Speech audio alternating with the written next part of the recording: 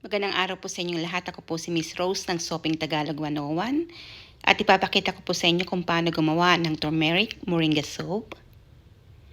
Unang ginawa ko po ay nag-measure ako ng mga ingredients. Ito po ay turmeric powder,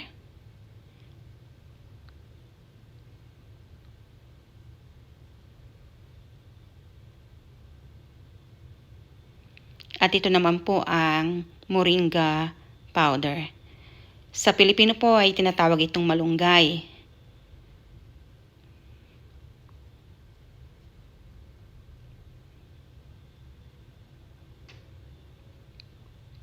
Ang sinunod ko po ay mag-measure naman ng mga oils. Di bali, gumamit po ako ng 5 oils dyan. Castor oil, rice bran oil,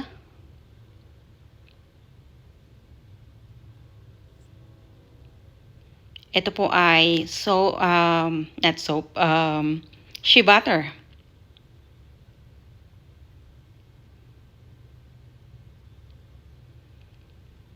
At ito naman po ang olive oil.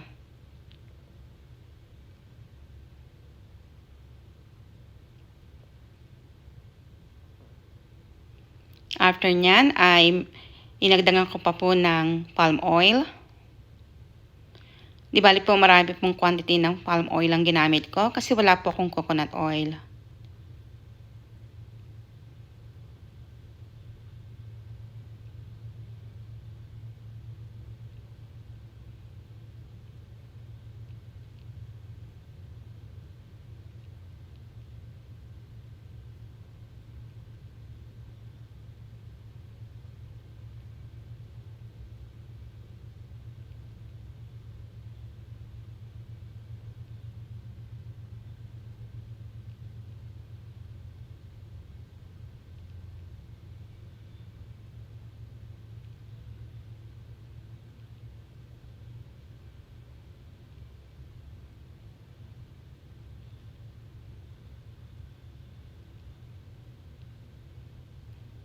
At sumunod naman po ay nag-measure na rin ako ng aking sodium hydroxide, kung tawagin din ay lye or caustic soda.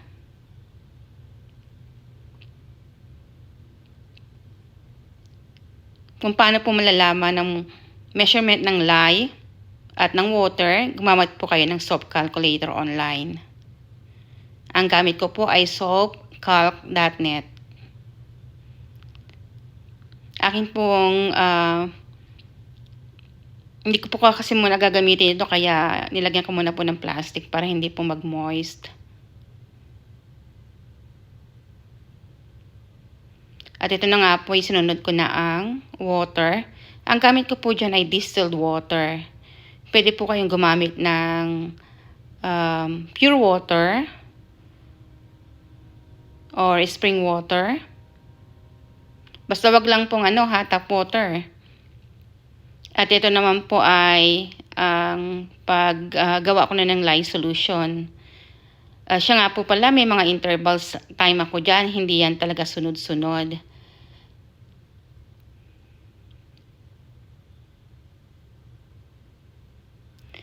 Sa ating pong paggawa ng lye solution, ibinubuhos po natin ang lye or sinatawag natin caustic soda sa tubig.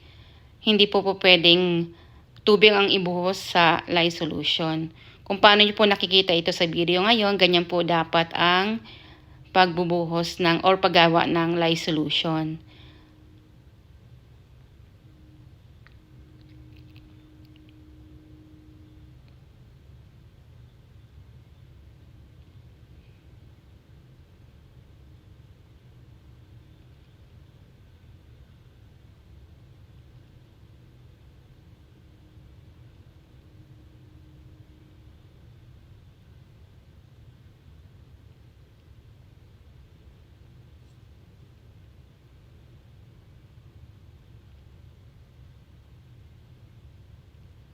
Tapos i-mix lang po ninyo para matunaw ang lye. At ang sumunod naman po, nakita niyo po kanina, nagme-measure ako ng mga oil ko. Tinunaw ko po muna siya. Siyempre gumamit po tayo ng stove dyan. At ito na nga po, ibinubuhos ko na yung lye solution ko sa oils. Medyo may pagkakamali po ako dyan kasi again, so adamant na gumawa ng sabon. Kaya kahit mainit pa yung lye solution ko, ibinuhos ko na sa oil. May backlash po yan. Kapag mainit pa ang lye solution ninyo at ibinuhos nyo na kaagad sa oil, medyo mag-a-accelerate po yung inyong soap butter. Ibig pong sabihin ng accelerate ay nagtitiken po yung inyong soap butter. Lalapot po kaagad ang soap butter ninyo kapag ginamitan nyo kaagad o gumawa kayo ng sabon na mainit pa ang lye solution. Kailangan po both ng oil at ng lye solution ay nasa parehong temperature.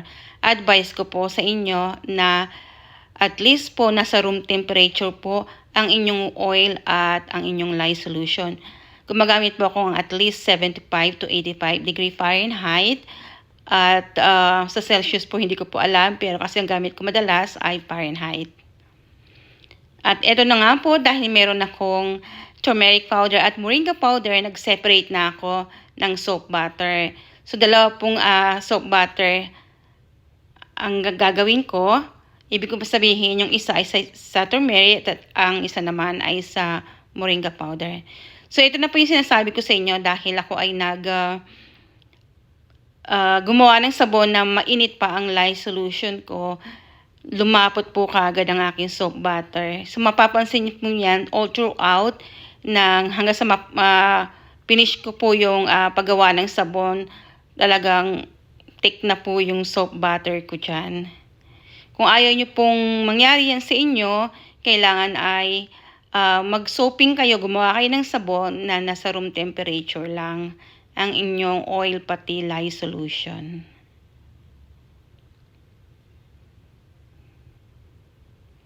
Medyo nag-worried ako pero ganyan talaga. At saka tapusan naman yan ay makakagawa pa rin naman kayo ng sabon.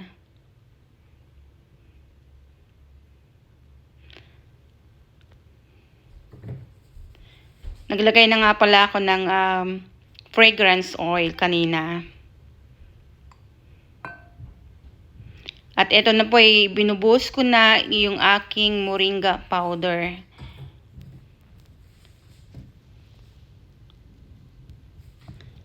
Sa mga hindi po nakakaalam kung ano yung moringa, unang-una dati at hindi ko alam kung ano yung moringa.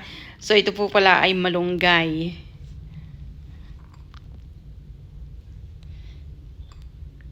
So ang malunggay ay pwede kayong gumamit ng fresh na malunggay. I-extract nyo lang po yung katas ng malunggay. At dahil po wala rito sa US hindi po madalas mo makikita ang moringa tree.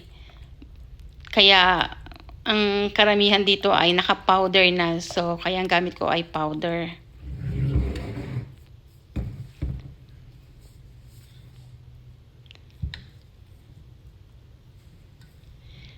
Nag-worried na ako nito talaga kasi paano ko nga ba naman matutunaw ang turmeric powder pati moringa powder masyado ng thick na malapot na talaga yung soap butter. Pero okay pa naman. Medyo ganyan na nga ang kulay ng aking turmeric soap butter. At saka naparami din ang aking paggamit ng turmeric powder. Basta ma-incorporate lang ang inyong turmeric powder sa soap butter. Kaya kinalabasan niya maganda pa rin naman. Pero sinasabi ko kanina kailangan ay mag-soaping kayo na ang lye solution medyo malamig na at ang oil din nyo ay ganoon din. At ito nga po yung aking moringa soap butter. Medyo hindi ko po pinakita sa video na pinagsama ko na ang aking moringa soap butter at turmeric soap butter. So, kinombine ko na siyang pareho. para merong blending ng makikita sa soap na merong green na kulay, which is the moringa, tapos yung medyo may pagka-orange na kulay dahil sa application ng turmeric. At eto na nga po, inilalagay ko na yung aking soap butter sa aking soap mold. Hindi ko po talaga intention na sobrang thick ang aking soap butter. Ang bala ko dyan ay thin trays lang talaga. Pero yeah, kaya huwag kayo masyadong magmadali, ha.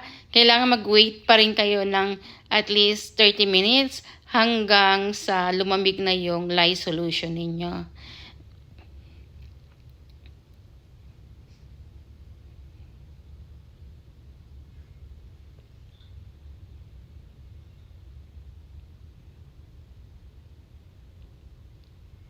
Siya nga po pala, ang soap mold na gamit ko rito ay kahoy.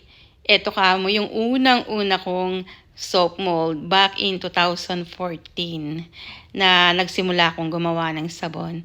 Ganyan lang. Tapos gumamit ako ng freezer paper para madaling pag-unmold ng soap.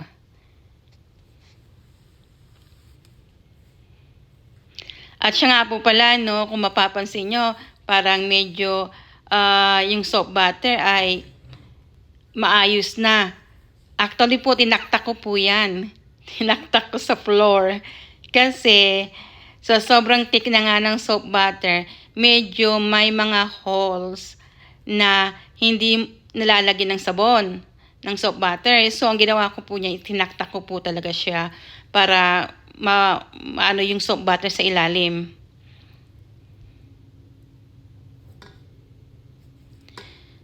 Ang kinalabasan pa rin po niyan, meron pa rin akong mga spaces sa sabon.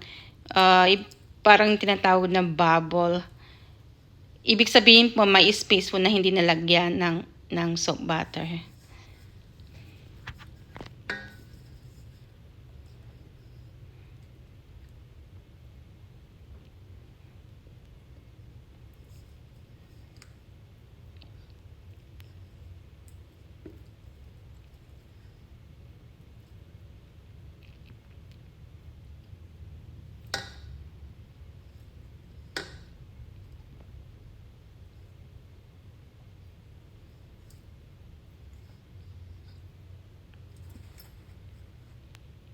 At ito na nga po ay natapos na rin ang paglalagay ko ng soap butter sa soap mold.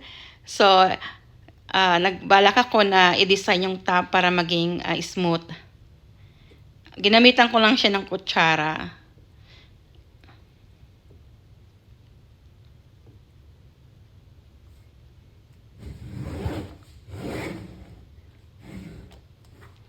Alam niyo po, effective ang itataktak niyo yung yung soap butter para masakop yung kailaliman na may tendency na magkaroon ng hole na hindi nalagyan ng soap butter.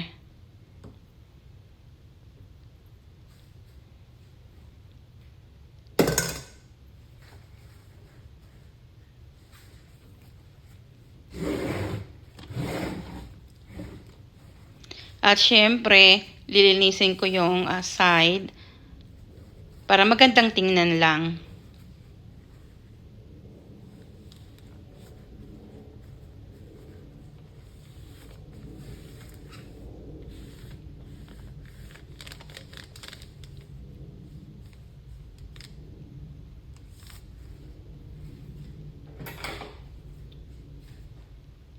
At iyan na nga po, ginamitan ko ng tinidor, plastic na tinidor, at dinesign ko sa gilid.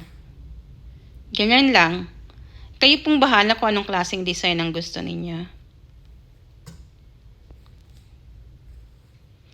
At ito na nga po ang final na resulta ng ating paggawa ng turmeric moringa soap.